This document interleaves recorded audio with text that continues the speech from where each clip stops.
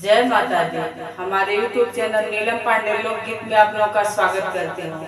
आज मैं एक बहुत प्यारा सा दीपावली का स्पेशल भजन आप लोगों को सुनाने जा रही हूँ। उम्मीद करती हूँ हमारा ये भजन आप लोगों को बहुत अच्छा लगेगा। अगर अच्छा लगे तो लाइक शेयर सब्सक्राइब जरूर करिएगा और कमेंट करके बताइएगा कि हमारा गीत आप लोगों को कैसा लगा। जय माता दी। मैया जी हमारे घर आई है, हम दिए ना जरइबे पूजब लक्ष्मी माई के। मैया जी हमारे घर आई है, हम दिए ना जरइबे पूजब लक्ष्मी माई के। भोर ही होत मैया अंगना में है, भोर ही होत मैया अंगना में है। घर ही में हमरे माई आसन लगई है, घर ही में हमरे माई आसन लगई है।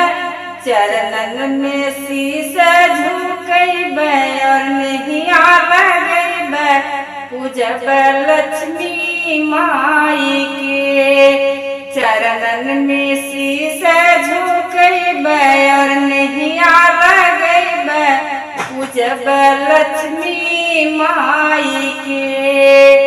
मैया जी हमारे घर आई है, हम दिया ना जरइबे पूजब लक्ष्मी माई के।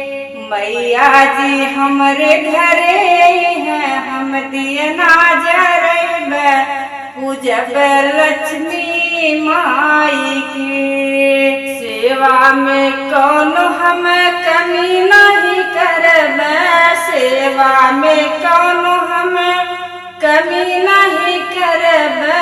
मैया तू हमके कभी दूर मती करिहा, मैया तू हमके कभी दूर मती करिहा।